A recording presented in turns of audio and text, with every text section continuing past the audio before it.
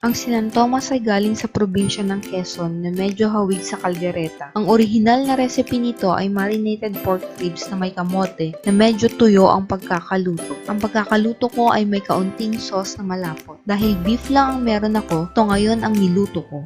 Samahan niyo ako sa pagluluto ng beef Sinantomas. Hi everyone! This is Passion Abis and welcome to my channel.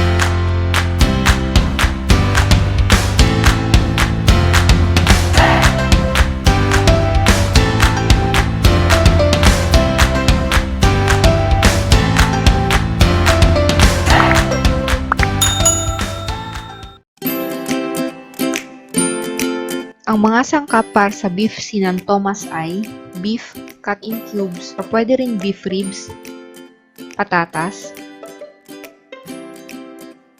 bell pepper, green peas, pineapple chunks kasama ang syrup, kamatis,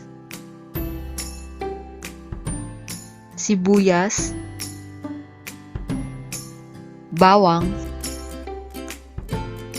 Maggi cubes o magic sarap, pero optional lamang ito. Mantika, patis, toyo, pamintang durog, asin,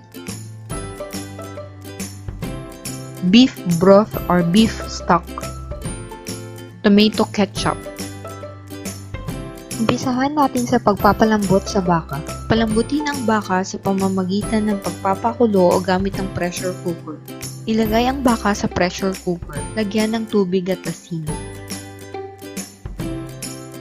Isara at ilak ng maayos ang pressure cooker.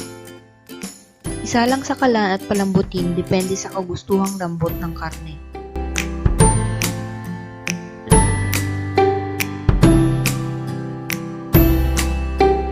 Ihanda ang mga sangkap habang pinapalambot ang karne ng baka.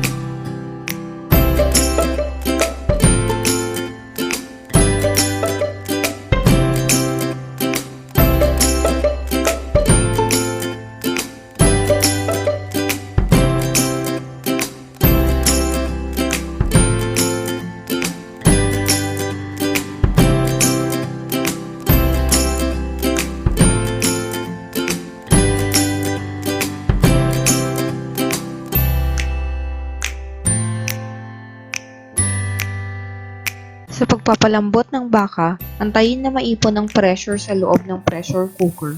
Kapag ito'y tumunog na, ibig sabihin, nag-uumpisa ng palambutin ang karne dahil sa pressure sa loob nito. Palabasin muna ang pressure sa loob bago ito buksan.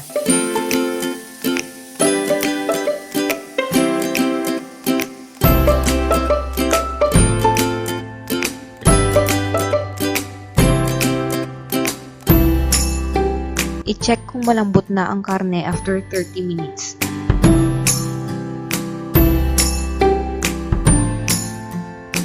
Hanguin ang karne kapag napalambot ayon sa kagustuhan.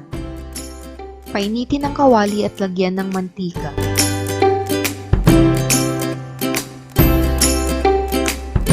Iprito ang baka hanggang maging golden brown ang kulay nito.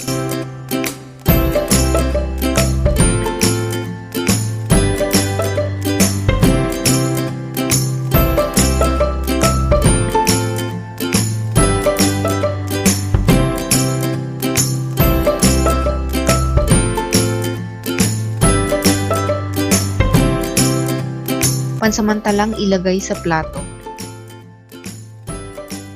Isunod namang iprito ang patatas hanggang maging golden brown din ang labas nito.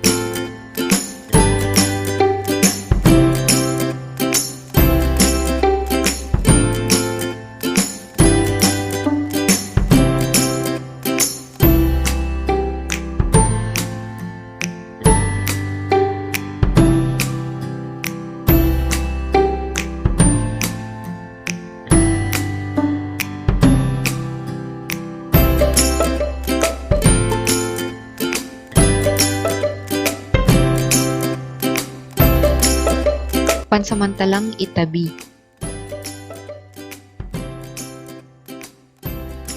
Sa parehong kawali, igisa ang sibuyas at bawang.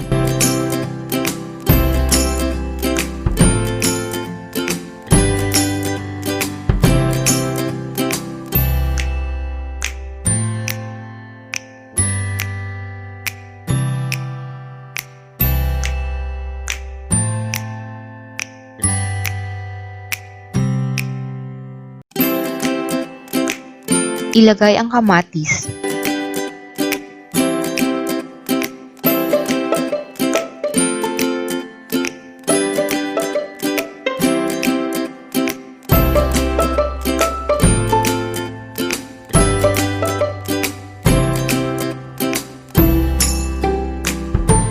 Haluin at lutuin ang kamatis.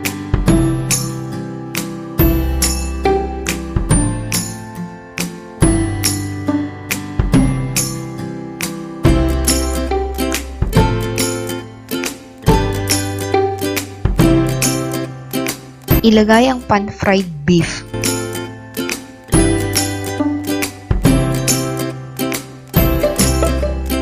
Timplahan ng patis at toyo ayon sa panlasa.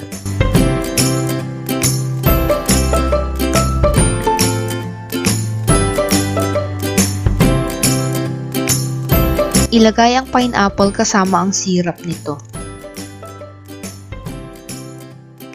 Ilagay ang sabaw na pinagpakuluan sa baka.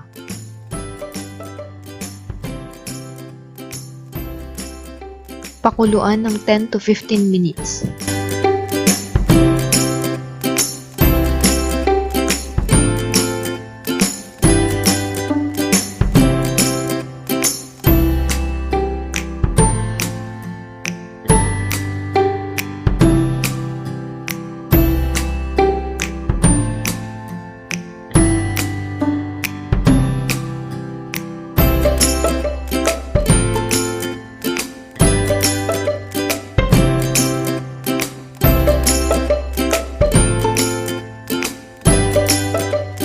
Timplahan ng pamintang durog. Timplahan ng Maggi cubes o magic sarap, ngunit ito ay optional lamang.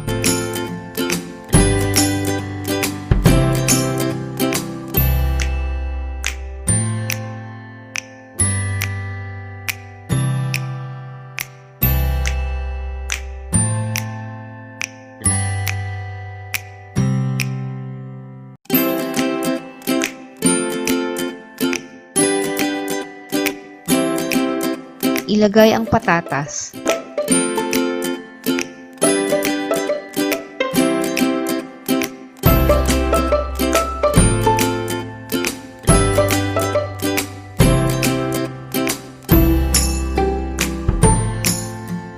Ilagay ang ketchup.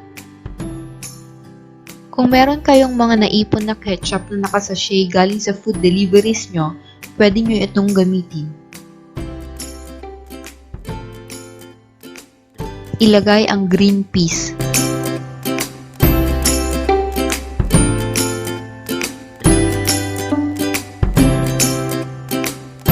Huling ilagay ang bell pepper dahil mabilis lang itong maluto.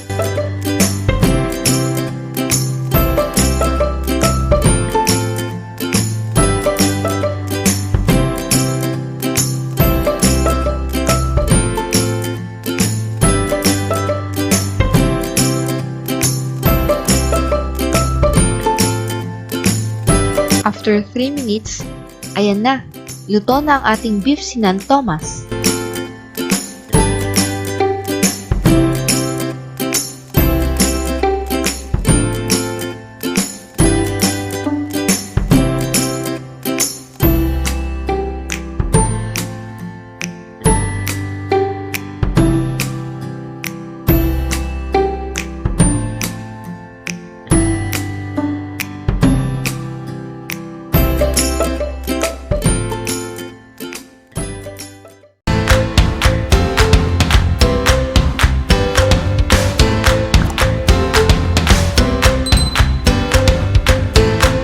Thank you guys for watching and see you all in the next video.